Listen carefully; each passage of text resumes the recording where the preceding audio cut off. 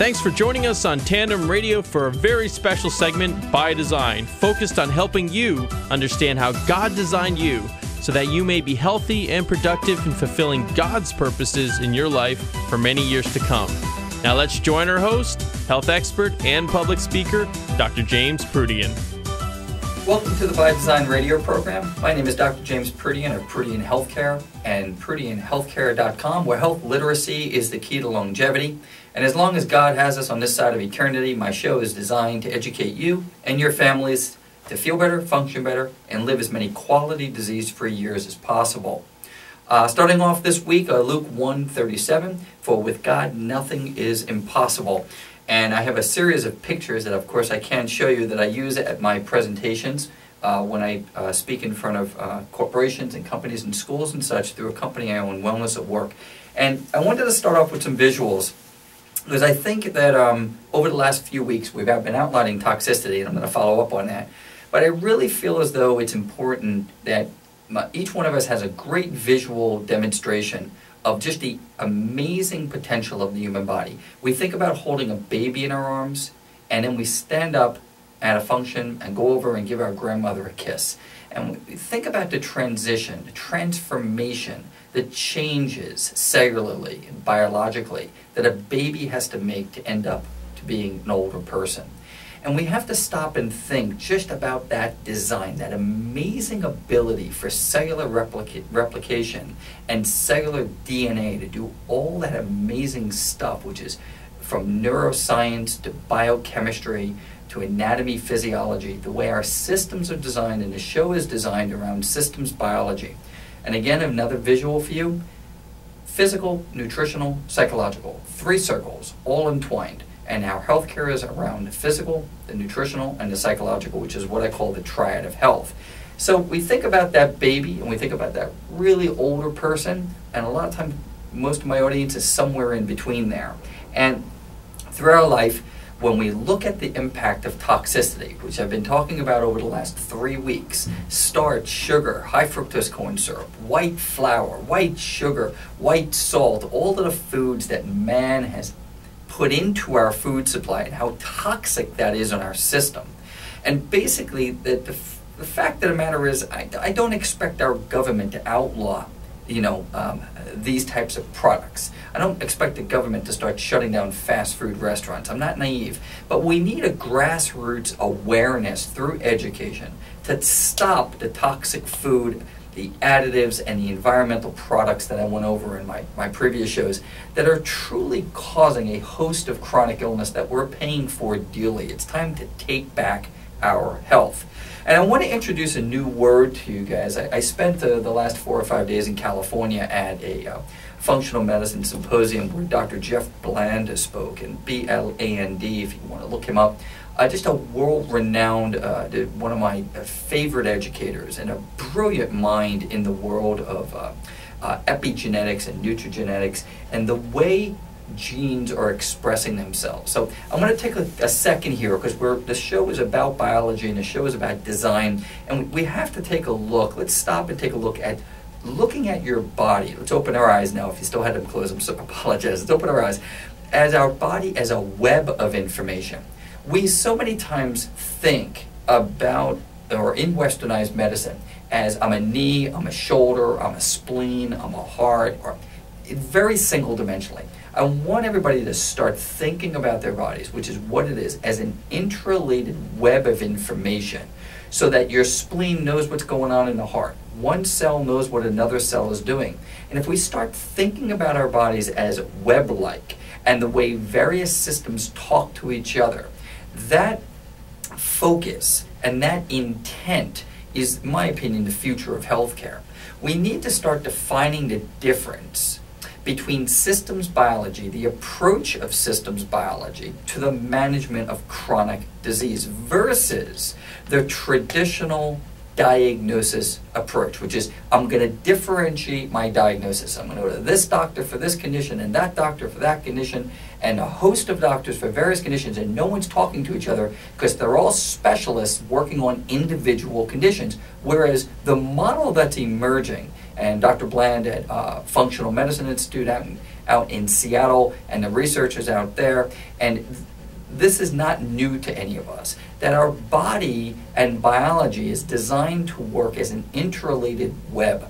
And that model is what I want you to keep in mind as you listen to me. Hopefully you continue listening to me on my shows, because that's the attitude and philosophy that I take.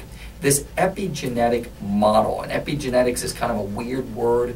It's taking the word epi and sticking it in front of genetics, which is what basically means, it means genetic expression. And I think the easiest way I could define genetic expression for you guys is that if 3 people were born on the same exact day, and all 3 of those women, let's say they're all gals, they were born on the same day, they all had breast cancer as a gene in their DNA. Why is it, if that gene is supposed to create breast cancer, that means they should all get breast cancer on the same exact day of their life? But they don't. One woman never experiences breast cancer. Another woman tragically gets advanced breast cancer, age 30, and passes away. Another woman gets breast cancer maybe at the age of 50, 60, treats it, and lives the rest of her life without having cancer. That's called genetic expression. Our genes are trained or express disease during or in an environment of the perfect storm. So in other words, our body will express disease when there is an environment that allows that gene to express itself. This is typically an environment of high stress, toxic foods, poor assimilation in our GI system, hormonal imbalance, structural imbalance, spiritual imbalance.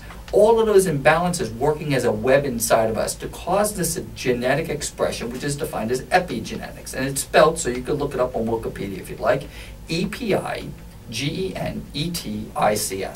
So that's an interesting word, and you may want to go and research that word. If I could teach you something this week, I've taught you a big word, and it'll sound really cool talking to your friends about it.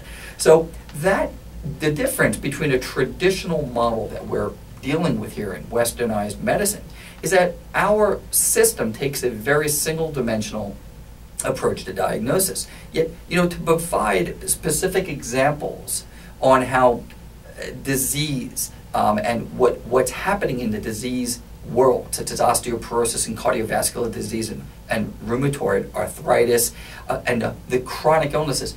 Many times people will have multiple chronic illnesses at the same time. They'll have osteoarthritis along with having cardiovascular blockage, and maybe they even have some bone loss and osteoporosis. That's the web I'm talking about. And we need to start identifying this web, this network thinking, this network web in medicine and in clinical protocols, so that when we look at the system that a doctor devises, a plan of action, we're able to link it to a variety of chronic illness, not just single-dimensionally.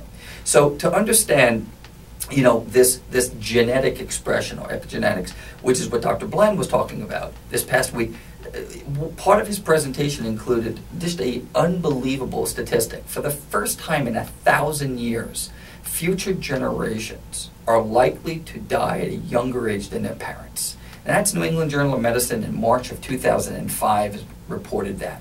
So here we are, we're living in that generation where most likely our children, for the first time, that our children will have a shorter life expectancy than their parents. So this is remarkable evidence that chronic illness and the way we're treating ourselves, the choices we're making nutritionally, physically, and psychologically are having an impact right now on the generation that's in front of us. So the present approach, mostly pharmaceutical approach, of managing chronic illness, has not been successful. It has not been highly successful in reducing the rising amount of type 2 diabetes, autoimmune diseases, cardiovascular disease, heart disease, and cancer. So in the model that I'm trying to teach in all of my programs is that we all must learn, going back to my earlier statements about us taking back our health, we must use education as a model. Not a model that I created, but it's a model by design that our designer created. which is one that our bodies are designed to work as a web of information.